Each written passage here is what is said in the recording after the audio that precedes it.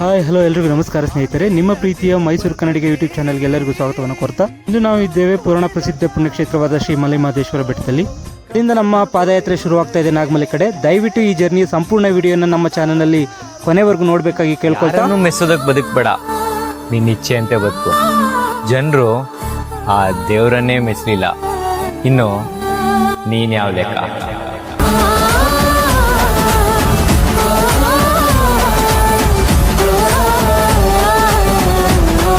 ನಮಸ್ಕಾರ ಎಲ್ಲರಿಗೂ. ಸ್ವಾಮಿಯ ದರ್ಶನ ಅಂತೂ ಆಯಿತು. ಸ್ವಾಮಿಗೆ ನಮಸ್ಕಾರ ಮಾಡಿ ಉಗೆ ಅಂತ ಒಂದ್ಸರಿ ಉಗೆ ಅಂತ ಕೂಗಿ ನಮ್ಮ ಜರ್ನಿಯನ್ನು ಶುರು ಮಾಡೇ ಬಿಟ್ವಿ ಮಲೆಮಹದೇಶ್ವರ ಬೆಟ್ಟದಿಂದ ನಾಗಮಲೆ ಕಡೆ. ನಾಗಮಲೆ ಎಲ್ಲರಿಗೂ ಗೊತ್ತಿರೋ ಹಾಗೆ ಪುರಾಣ ಪ್ರಸಿದ್ಧವಾದ ಕ್ಷೇತ್ರ. ಈ ಕ್ಷೇತ್ರಕ್ಕೆ ಫಸ್ಟ್ ಟೈಮ್ ನಾವು ಹೇಗಿದೆ ಏನು ಎತ್ತ ಎಲ್ಲ ಎಕ್ಸ್ಪ್ಲೋರ್ ಮಾಡೋಣ ಅಂದ್ಬಿಟ್ಟು ನಾನು ಮತ್ತು ನನ್ನ ಫ್ರೆಂಡ್ಸ್ ಜೊತೆಗೆ ಹೋಗ್ತಾ ಇದ್ದೀವಿ. ಪಾದಯಾತ್ರೆ ಅಂತೂ ಅದ್ಭುತವಾಗಿರುತ್ತೆ, ಯಾಕಂದರೆ ಜೊತೆಗೆ ಫ್ರೆಂಡ್ಸ್ ಇದ್ದೇ ಇದ್ದಾರೆ.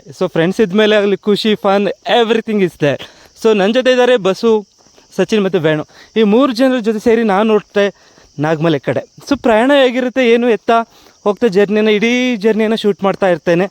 ನಿಮ್ಮ ಜೊತೆ ಶೇರ್ ಮಾಡ್ತಾ ಇರ್ತೇನೆ. ದಯವಿಟ್ಟು ನಮ್ಮ ಈ ಜರ್ನಿಗೆ ಪ್ಲೀಸ್ ಸಪೋರ್ಟ್.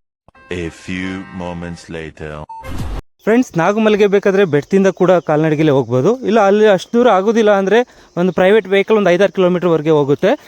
ಪ್ರೈವೇಟ್ ವೆಹಿಕಲಲ್ಲೇ ಹೋಗಬೇಕಾಗುತ್ತೆ. ಪರ್ ಹೆಡ್ 100 ರೂಪೀಸ್ ಚಾರ್ಜ್ ಮಾಡ್ತಾರೆ. ಓನ್ ವೆಹಿಕಲ್ ಹೋಗ್ಬೋದಾ? ಹೌದು, ಹೋಗ್ಬೋದು. ಆದರೆ ರಸ್ತೆ ಅಷ್ಟು ಸರಿ ಇಲ್ಲದೆ ಇರೋ ಕಾರಣ ಓನ್ ವೆಹಿಕಲ್ಗಿಂತ ಈ ಪ್ರೈವೇಟ್ ವೆಹಿಕಲ್ನ ಚೂಸ್ ಮಾಡೋದು ಬೆಟರ್ ಅಂತ ಹೇಳ್ತೇವೆ.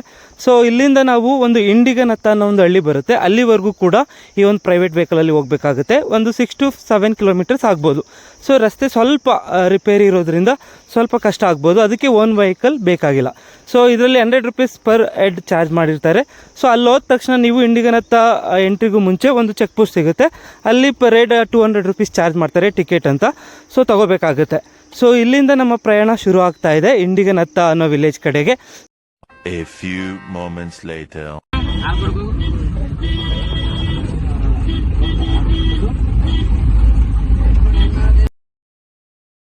ಬ್ರೋ, ನಾನಂತೂ ಸಿಕ್ಕಾಕೊಂಡಿನಿ ಬ್ರೋ. ಅಣ್ಣ, ನನ್ನ ಕೈಲಿ ಆಯ್ತಾ ಇಲ್ಲ, ಅಯ್ಯೋ ಅಣ್ಣ. ಫೈನಲಿ ನಾವು ಪ್ರೈವೇಟ್ ವೆಹಿಕಲ್ ಇಂದ ಇಂಡಿಗನತ್ತ ಅನ್ನೋ ವಿಲೇಜ್ಗೆ ರೀಚ್ ಆಗಿದ್ದೇವೆ. ನೋಡ್ತಾ ಇದ್ರಲ್ಲ, ಇದೇ ಇಂಡಿಗನತ್ತ ಅನ್ನೋ ವಿಲೇಜು. ಇಲ್ಲಿಗೆ ಯಾವುದೇ ಪ್ರೈವೇಟ್ ವೆಹಿಕಲ್ ಅಲ್ಲಿ ಬಂದರೂ ಕೂಡ ಇಲ್ಲಿಗೆ ಸ್ಟಾಪ್ ಆಗುತ್ತೆ. ಇಲ್ಲಿಂದ ನಾವು ಜರ್ನಿಯನ್ನು ಶುರು ಮಾಡಬೇಕು. ಆಲ್ರೆಡಿ ತುಂಬ ಬಿಸಿಲಿರೋ ಕಾರಣ ಭಕ್ತಾದಿಗಳೆಲ್ಲ ಪ್ರಯಾಣ ಶುರು ಮಾಡಿದ್ದಾರೆ. ನಮ್ಮ ಜರ್ನಿ ಇವಾಗ ಶುರು ಆಗುತ್ತೆ. ನೋಡೋಣ ಹೇಗೆ ಎತ್ತ ಎಲ್ಲ ವಿಡಿಯೋದಲ್ಲಿ ತೋರಿಸ್ತಾ ಇರ್ತೇನೆ. ನಮ್ಮ ಕಾಲ್ನಡಿಗೆ ಶುರು ಆಗುತ್ತೆ ಟ್ರೆಕ್ಕು. ವಿಲೇಜ್ ನೋಡ್ತಾ ಇದ್ದೀರಾ, ಇಲ್ಲೇ ಬರ್ತಿದ್ದಾರೆ ನಾಗಮಲೆಗೆ ದಾರಿ ಅಂತ. ಇಲ್ಲಿಂದ ನಾವು ಜರ್ನಿಯನ್ನು ಶುರು ಮಾಡ್ತಾ ಇದ್ದೇವೆ. ಇಲ್ಲಿ ನೋಡ್ತಾ ಇದ್ದೀರಲ್ಲ, ಇದು ಇಂಡಿಗನತ್ತ ಅನ್ನೋ ಒಂದು ಪುಟ್ಟ ಹಳ್ಳಿ. ಭೀಮನ್ಗೊಂದ್ಸರಿ ಇಲ್ಲೇ ಹಾಯ್ ಅಂತ ಹೇಳ್ಬಿಡಿ.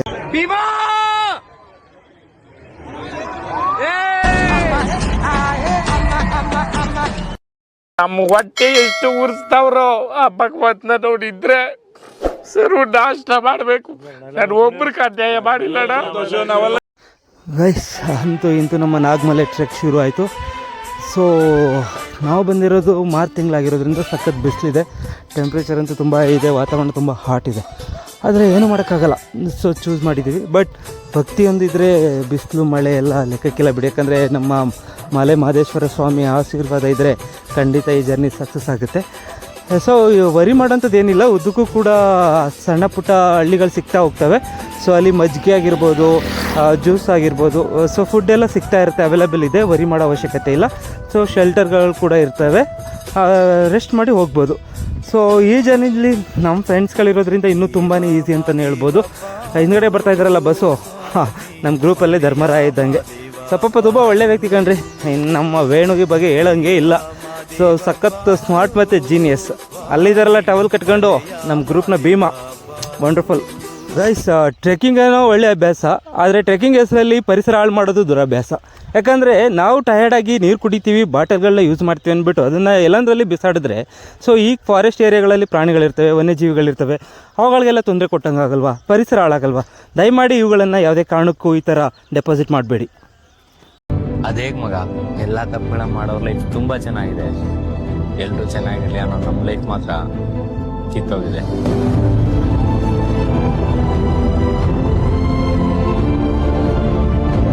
ಅಂತೂ ಇಂತೂ ಮೊದಲನೇ ಸ್ಟ್ಯಾಂಡ್ ತೊಗೊಂಡ್ಬಿಟ್ವಿ. ಯಾಕಂದರೆ ತುಂಬ ಟಯರ್ಡ್ನೆಸ್ ಕಾಡ್ತಾಯಿದೆ. ಯಾಕಂದರೆ ಬಾಡಿ ಸಖತ್ ಡಿಹೈಡ್ರೇಟ್ ಆಗ್ತಾಯಿದೆ. ಬಿಸಿಲು ಕೂಡ ಅಷ್ಟೇ ಜೋರಾಗಿದೆ. ಸೊ ನಾವು ಈಗ ಆಲ್ರೆಡಿ ಒಂದು 4 ಬೆಟ್ಟ ಹತ್ತಿ 5ನೇ ಬೆಟ್ಟ ಹತ್ತದ ಇದ್ದೀವಿ. ಸೊ ನಮ್ಮ ಎಕ್ಸ್ಪೀರಿಯೆನ್ಸಲ್ಲಿ ಹೇಳೋದಾದರೆ ಈಸಿ ಇರ್ಬೋದು, ಬಟ್ ಬಿಸಿಲು ನಮಗೆ ಸಪೋರ್ಟ್ ಮಾಡ್ತಾಯಿಲ್ಲ. ಸಖತ್ತು ಬಿಸಿಲು ಇರೋದ್ರಿಂದ ಸೊ ಬಾಡಿ ಸಖತ್ ಡಿಹೈಡ್ರೇಟ್ ಆಗ್ತಾಯಿದೆ. ಇದುವರೆಗೆ ಪರ್ ಹೆಡ್ ಒಬ್ಬೊಬ್ಬರು ಒಂದೊಂದು 5 ಲೀಟ್ರ್ ನೀರು ಕುಡಿದಿದ್ದೇವೆ. ನೀರು ಜೊತೆ ಮಜ್ಜಿಗೆ ಆಗಿರ್ಬೋದು ಎಲ್ಲ ಆ ಫ್ರೂಟ್ಸ್ ಎಲ್ಲ ತಿಂದ್ಕೊಂಡ್ರೂ ಕೂಡ ಬಾಡಿ ಅಂತೂ ಸಖತ್ ಡಿಹೈಡ್ರೇಟ್ ಆಗ್ತಾಯಿದೆ. ಸೊ ನೋಡ್ತಾ ಇರ್ಬೋದು ಎಲ್ಲರೂ ಕೂಡ ತುಂಬ ಟಯರ್ಡ್ ಆಗಿದ್ದಾರೆ. ಫ್ರೆಂಡ್ಸ್, ಫೈನಲಿ ನಾವು ನಮ್ಮ ನಾಗಮಲೆಗೆ ಬಂದೇ ಬಿಟ್ವಿ. ಸ್ವಾಮಿ ನೋಡಿ ವಿರಾಜಮಾನವಾಗಿ ಕೂತಿದ್ದಾರೆ. ಸೊ ಗೈಸ್, ಅದ್ಭುತವಾದ ಎಕ್ಸ್ಪೀರಿಯೆನ್ಸು, ಒಳ್ಳೆ ವ್ಯೂ ಇದೆ. So we are so lucky ಅನ್ನಿಸ್ತಾ ಇದೆ. ಏನೇ ಟಯರ್ಡ್ನೆಸ್ ಇದ್ದರೂ ಕೂಡ ಕ್ಷಣಾರ್ಧದಲ್ಲಿ ಇಲ್ಲಿಗೆ ರೀಚ್ ಆದಮೇಲೆ ಎಲ್ಲ ಕೂಡ ಹೊರಟೋಯ್ತು ಕಣ್ರಿ. ಅದ್ಭುತವಾದ ಪ್ಲೇಸ್ ಅಂತಲೇ ಹೇಳ್ಬೋದು ಇದು. ಸೊ ಮಸ್ಟ್ ಆ್ಯಂಡ್ ಶುಡ್ ಎಲ್ಲರೂ ಒಂದ್ಸರಿ ವಿಸಿಟ್ ಮಾಡಲೇಬೇಕು ಲೈಫಲ್ಲಿ, ಅಂತಹ ಪ್ಲೇಸು ನಾಗಮಲೆ. ಸೊ ಸ್ವಾಮಿ ನೋಡಿರಿ, ಮಲೆ ಮಾದಪ್ಪನವ್ರಿಗೆ ಎಲ್ಲರೂ ಇಲ್ಲಿಂದ ಒಂದ್ಸರಿ ಉಗೆ ಅಂತ ಹೇಳಿ, ಉಗೆ ಮಾದಪ್ಪ ಹಬ್ಬ. ಸೊ ಜರ್ನಿ ಅಂತೂ ಒಂದು ಒಳ್ಳೆ ಮೆಮೊರಬಲ್ ಜರ್ನಿ ಅಂತಲೇ ಹೇಳ್ಬೋದು.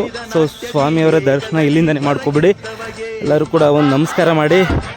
ನಮ್ಮ 77 ಮಲೆಯ ಒಡೆಯ ಮಲೆ ಮಾದೇಶ್ವರ ಸ್ವಾಮಿ ಹೇಗೆ ವಿರಾಜಮಾನವಾಗಿ ಕುಳಿತಿದ್ದಾರೆ, ಇವ್ರಿಗೆ ನೆರಳಾಗಿ ನಾಗಪ್ಪ ದೇವರು. ನನಗಂತೂ ನನ್ನ ಲೈಫಲ್ಲೇ ಒಂದು ಮೆಮೊರಬಲ್ ಜರ್ನಿ ಅಂತಲೇ ಹೇಳ್ಬೋದು ಇದನ್ನು. ಸೊ ನಾವು ಮತ್ತು ನನ್ನ ಫ್ರೆಂಡ್ಸ್ ಎಲ್ಲರೂ ಕೂಡ ಫೈನಲಿ ಬಂದು ಸ್ವಾಮಿರವರ ದರ್ಶನವನ್ನು ಪಡ್ಕೊಂಡಿದ್ದು ಬಹಳ ಖುಷಿ ಆಗ್ತಾ ಇದೆ.